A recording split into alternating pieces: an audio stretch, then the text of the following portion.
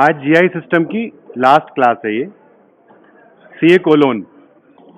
So this time we will focus mainly on the colon. These are the anatomical parts, starting with cecum, ascending colon, then right colic flexure, also known as hepatic flexure, transverse colon, left colic flexure, descending colon, sigmoid, rectum and anus.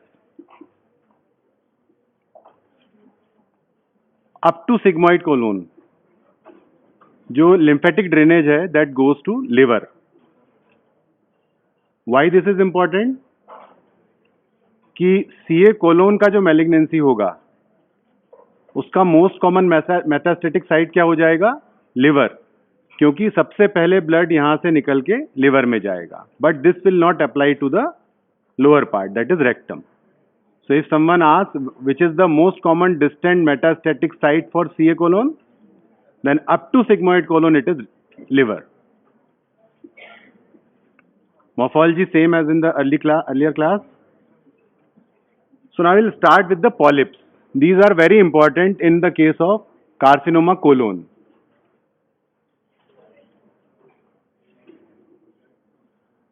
Polyps are found all over the GIT, but they are more common in colon and rectum. Initially they are sessile, just an overgrowth of the mucosa, but later with the increase in the growth and with the pressure, they become pedunculated. Pedunculated means with a stalk. They are lying freely in the lumen.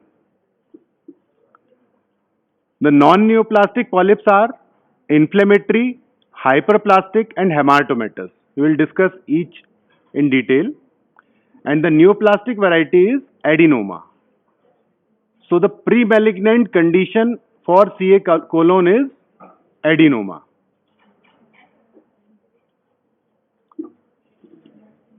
So to start with hyperplastic polyp.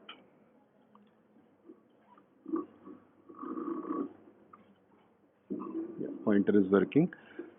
So we can see this surface of the polyp showing the irregular tufting of epithelial cells in hyperplastic polyp. Similarly, if we cut it like this way, then you can see the epithelial crowding, this epithelial crowding which is protruding into the lumen. Similarly here you can see usually this is lined by a single layer of cell, but here there is pseudostratification and tufting. This is known as hyperplastic polyp. Increase in the number of cells in the limited area. That is why it is hyperplastic. Next is inflammatory polyp. इसे usually कहते हैं solitary rectal ulcer syndrome, SRUS, solitary rectal ulcer syndrome. इसमें there are dilated glands. These are glands which are dilated.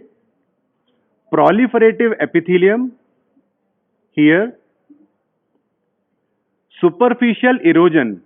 The superficial mucosa is denuded with inflammatory infiltrate, typical of the inflammatory polyp. And smooth muscle cell hyperplasia, which is in the core of this polyp, indicates the mucosal prolapse and granulation tissue with the healing. As it is ulcerated, the healing will also take place simultaneously. So the granulation tissue formation with the capillary proliferation.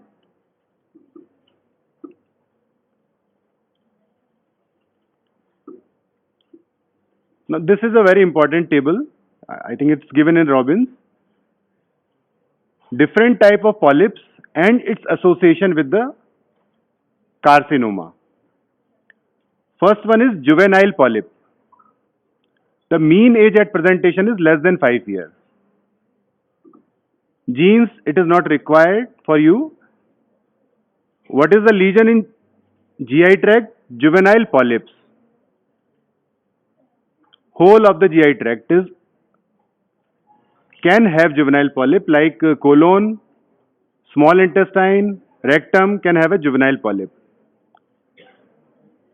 And what is associated with this? Congenital malformation and digital clubbing. What is digital clubbing? You must have seen in the clinical postings.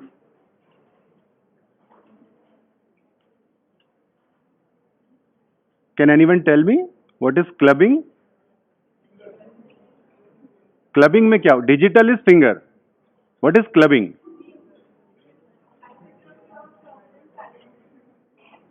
Okay. Usually we can see there is an angle between this nail bed. One line is coming like this and other line is going upward. So there is an angle like this. But when it gets opposed like this, so there is hypertrophy at this area. So this angle gets distorted. Rather than being like this, it becomes, that is called digital clubbing. It is associated with juvenile polyposis. This is a microscopic picture of juvenile polyp. We can see the surface erosion and cystically dilated crypts. These are the crypts which are filled with inflammatory infiltrate and inspissated mucus, neutrophils, inflammatory debris.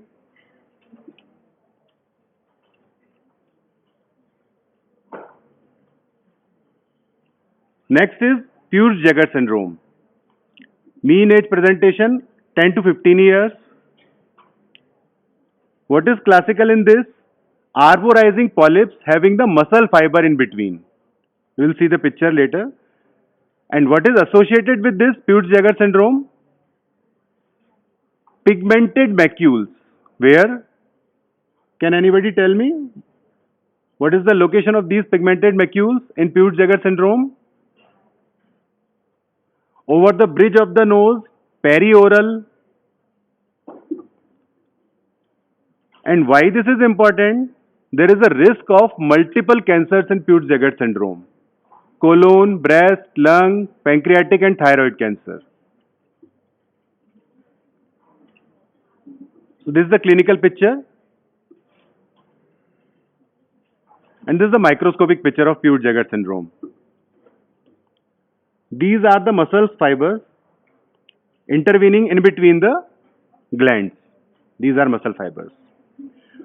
So polyp surface overlies stroma composed of smooth muscle bundles cutting through the lamina propria.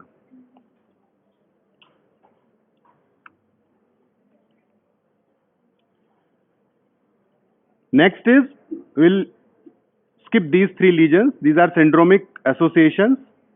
No picture, I haven't included any picture for this, but you can see in the Cowden syndrome, no increase in GI cancer. So any syndrome having polyps in GI without any increased risk of malignancy is Cowden syndrome. Okay. Next is familial adenomatous polyposis. Here there are multiple polyps. Minimum number is 100. Then there can be thousands.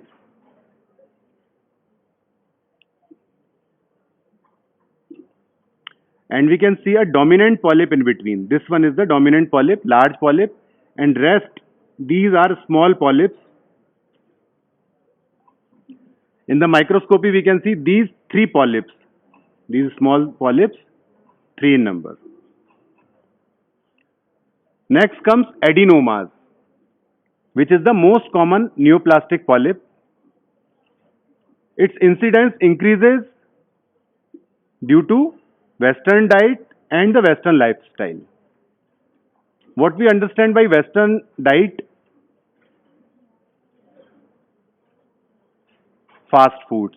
So, decrease in the content of rough food, like roughage we take in the form of salads. So if there is decrease in that type of food and increase in the content of refined flour, we can detect it by the screening by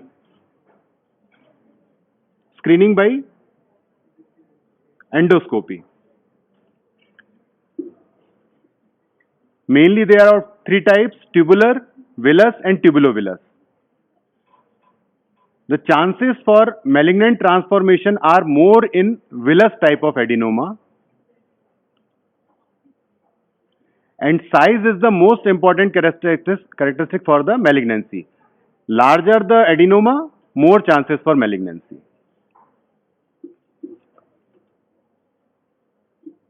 So this is one adenoma, smooth surface, and this is velvety surface. This is the microscopic picture.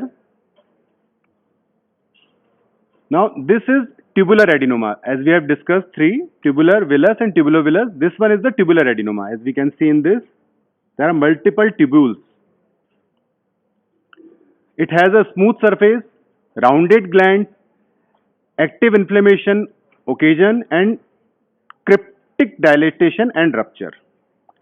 Here we can see there is a rupture of one crypt.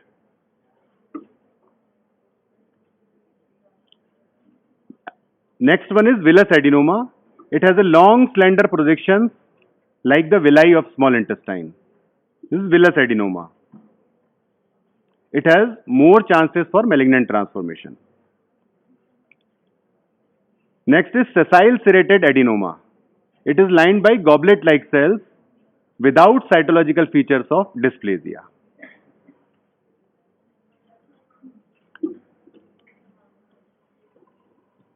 Why this is different than the previous ones?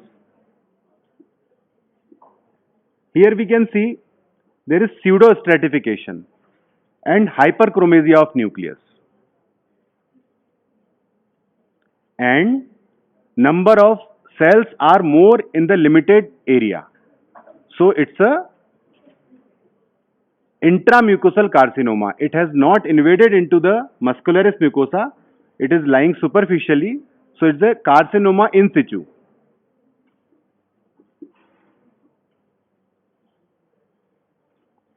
Here we can see the glands, the dysplastic glands have invaded into the stroma. These are the muscle fibers. These pink fibers are the muscle fiber. So glands have invaded into the stroma. So it's an invasive adenocarcinoma. It has grown gradually from adenoma to in situ, then to invasive. Another one is hereditary non-polyposis colonic carcinoma, also known as Lynch syndrome. 2 to 4% of carcinoma colon occurs in young age, mainly right colon. Why it is important? There is clustering of carcinoma at several sites in the similar person. So if anyone is diagnosed with Lynch syndrome, he or she may have a chance of second or third malignancy in near future. So these patients needs to be monitored at regular interval. And the malignancies associated in Lynch syndrome are colorectal, endometrium, stomach, ovary, ureter, brain, small bowel, hepatobiliary tract, pancreas and skin. These are all associated malignancies in Lynch syndrome. And it occurs due to inherited mutation in the mismatch repair gene. What is that mismatch repair gene?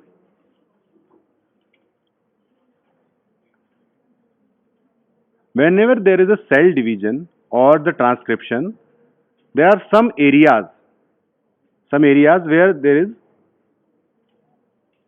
some deficiency, and these genes cause repair of that. So when these genes are absent, that deficiency proliferates in the progeny cells. So there is accumulation of the nonsense transcriptions. So there are mainly 5 mismatch repair gene, out of which main is MSH2 or MLH1. These occur in the areas of microsatellites, short repeating sequences.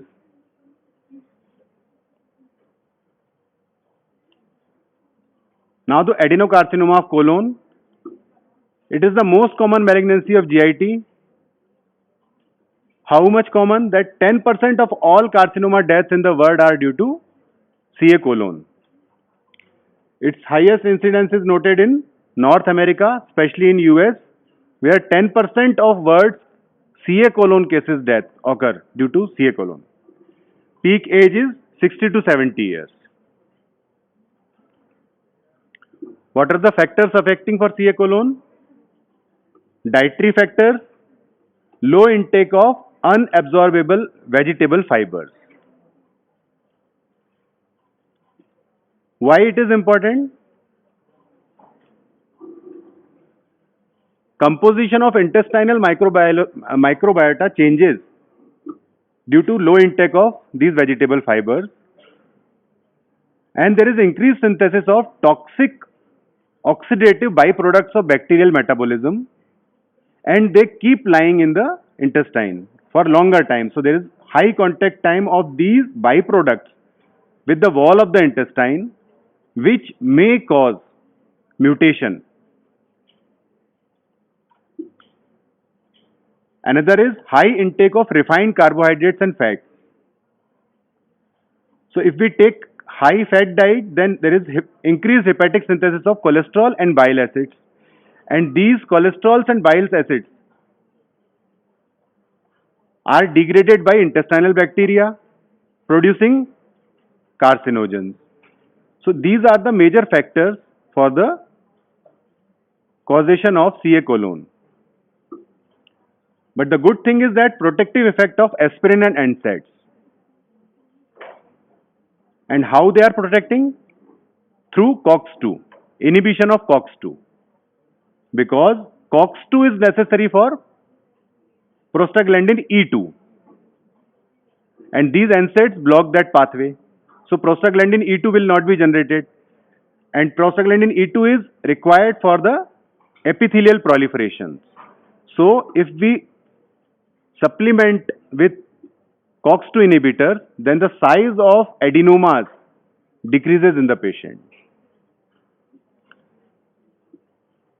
COX-2 is highly expressed in 90% of CA colon and 40 to 90% of adenomas. So this is the mechanism how COX-2 inhibitors work in protection of CA colon. Now there are two theories for generation of CA colon.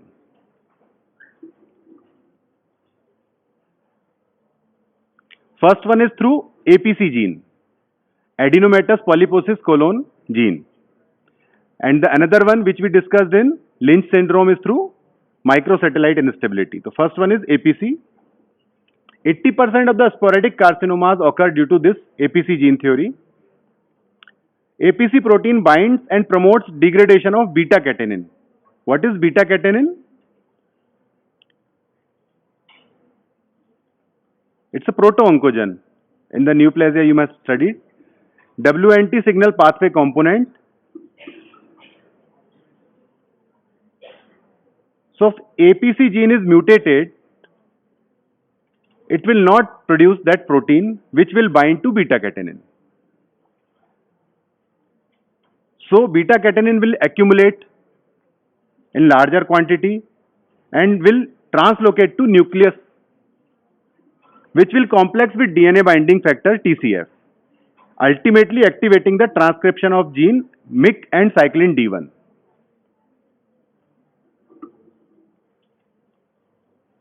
Or isolatedly, we can see the mutation of beta-catenin gene also, in which it becomes unresponsive to the APC protein. So the culprit is beta-catenin, which may act either by self-mutation or by the mutation of APC gene.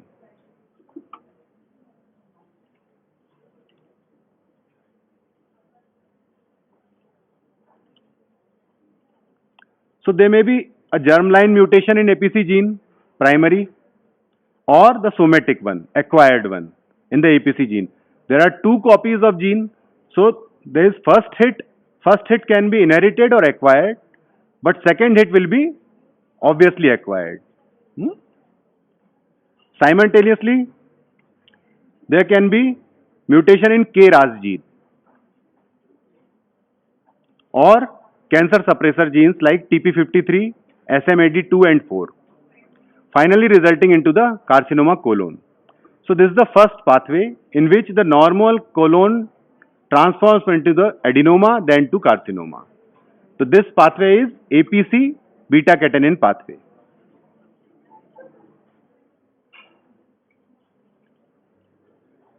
The second one is MLH1 or MSH2 pathway, microsatellite instability.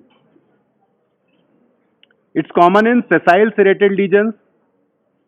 Here is prominent mucinous differentiation with peritumoral lymphatic infiltration. This is the picture on the microscopy. How we can diagnose on microscopic level that this malignancy is due to microsatellite instability.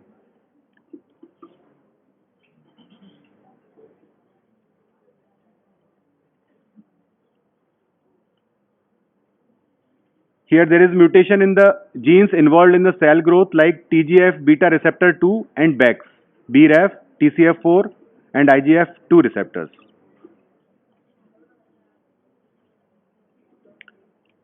What are the gross and microscopic features of carcinoma colon? Depends on the site. If it is in the proximal colon, usually it is a polypoidal shaped exophytic mass. And as there is a lot of space available in proximal colon, generally they do not produce any symptoms. In the distal colon, the growth is usually annular, producing napkin ring constriction, producing luminal narrowing and obstruction. So this type of malignancy will produce symptom earlier than the proximal colon. If we find the mucin production in the tumor, then we can say the prognosis is poor. And usually the prognosis depends on the depth of invasion and the lymph node metastatic status.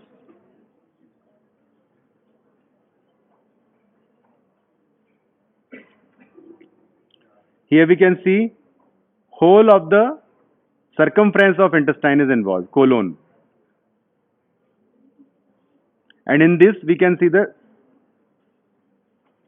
glistening areas due to mucin and the chalky deposits. This is the microscopic picture. First one is well differentiated because it is showing the glands which are looking like normal, but they have invaded into the deeper layers. So it's a well differentiated adenocarcinoma having the elongated hyperchromatic nuclei and the necrotic debris in the gland lumen. This is the lumen having the necrotic debris. This picture is of poorly differentiated adenocarcinoma having few glands, and majorly the cells are lying singly or in the shape of cords. So it's a poorly differentiated carcinoma. And the last one, which is not so common in colonic carcinoma, is a mucinous adenocarcinoma having the signet ring cells. These are signet ring cells and the mucin pools, extracellular mucin pools.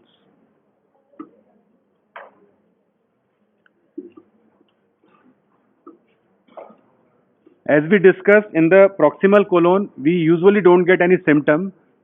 So by the time it is diagnosed, it may spread all over the body.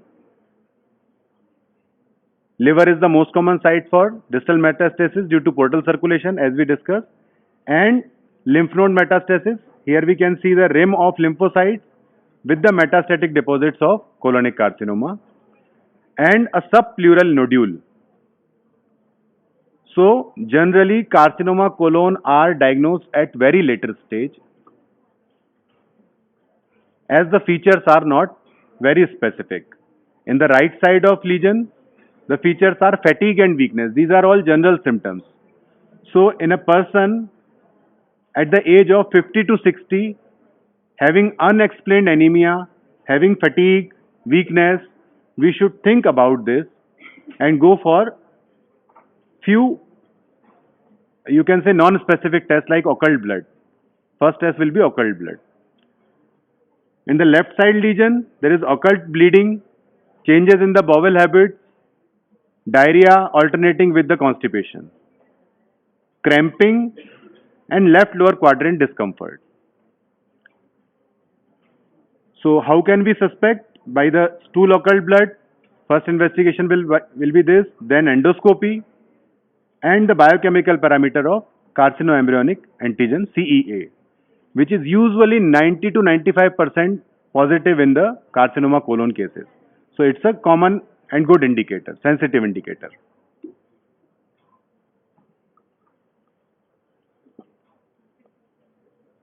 Need not to learn about this, but you should know that what is the classification used for carcinoma colon, TNM classification, and the recent guideline is AJCC 8th edition.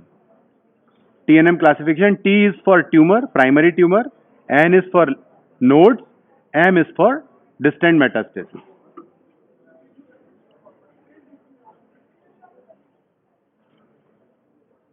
I think that's all from my side. Anything from your side? Any questions?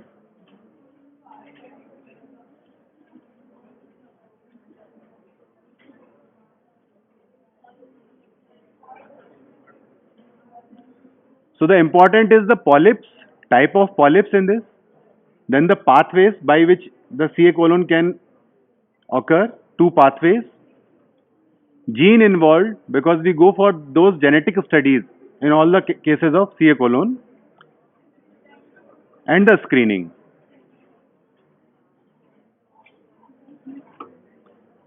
Okay. Yesterday we discussed the question about ulcerative colitis having the liver features, no? SGOT, SGPT rise, and beaded appearance of extrahepatic biliary ducts. That was primary sclerosing cholangitis associated with ulcerative colitis. Primary sclerosing cholangitis, which is commonly associated with ulcerative colitis. Okay. Now, 5-year-old girl is brought to the physician after her parents noticed red blood in the stool.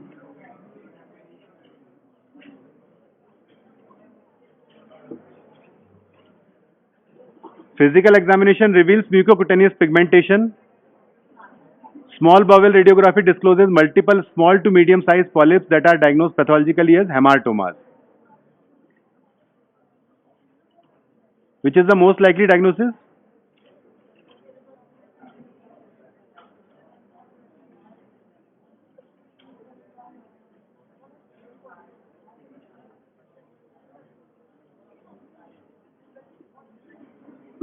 So this is the hint. This one.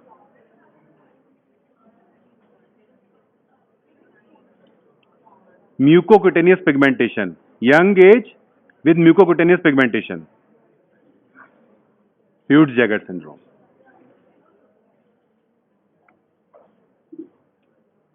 "55-year-old man undergoes routine colonoscopy.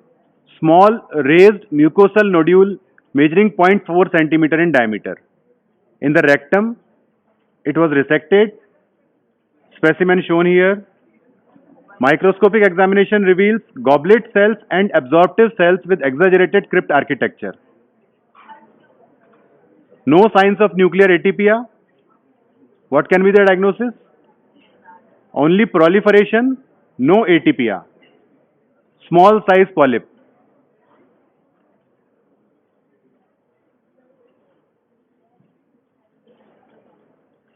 Definitely it is not carcinoma. Inflammatory polyp, there is no sign of inflammation in this. Peutz-Jeghers, there were bands of smooth muscle cells in lamina propria. Villus adenoma, there are signs of atypia in adenoma. So the choice remaining is hyperplastic polyp.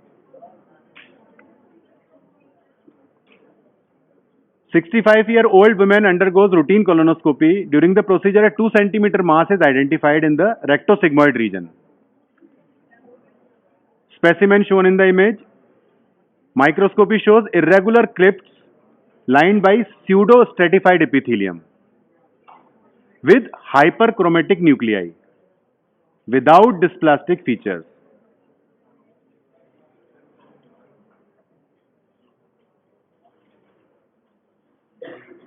What can be the cause? Irregular crypts, pseudostratified epithelium.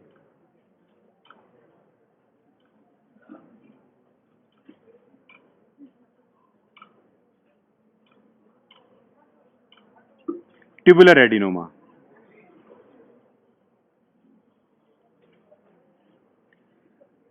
"63-year-old woman complains of rectal bleeding of 1 week. Lab studies, microcytic hypochromic anemia, hemoglobin 7.6, MCV 70. Colonoscopy, large polypoidal mass.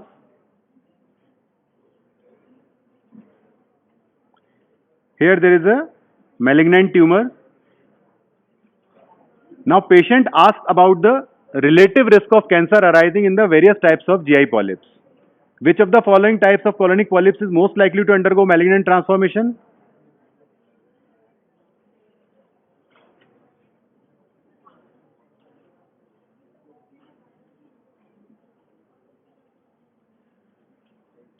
Which of the polyp is most likely to get converted into CA colon?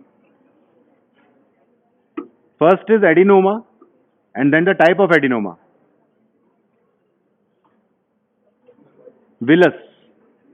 Villus has the more potency to transform into the carcinoma. 59-year-old man complains of progressive weakness. Friends have noticed that he has become pale. Stool are tinged with blood. On palpation, fullness in the right lower quadrant. Iron deficiency anemia with HB of 7.4. Stool positive for occult blood. All the signs and symptoms are in the favor of carcinoma colon. Classical features. Colonoscopy reveals an elevated and centrally ulcerated lesion of sigmoid colon. Biopsy is shown in the image. Which of the following is the most likely diagnosis? Adenocarcinoma.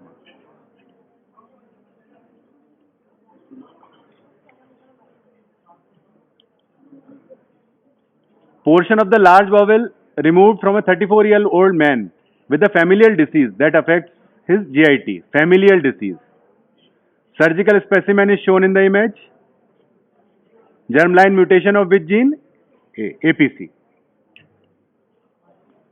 So what we do in the case of APC, if we have diagnosed, it occurs in early age, around 30. What we do for treatment, if we can find these polyps in the intestine, so many of polyps, thousands of polyps, what will be the treatment line? Prophylactic colectomy. This is the only choice. Prophylactic colectomy, because there is 100% chance of conversion to CA colon. 100% chance. So if we have diagnosed familial adenomatous polyposis, then we will have to go for colectomy. Thank you.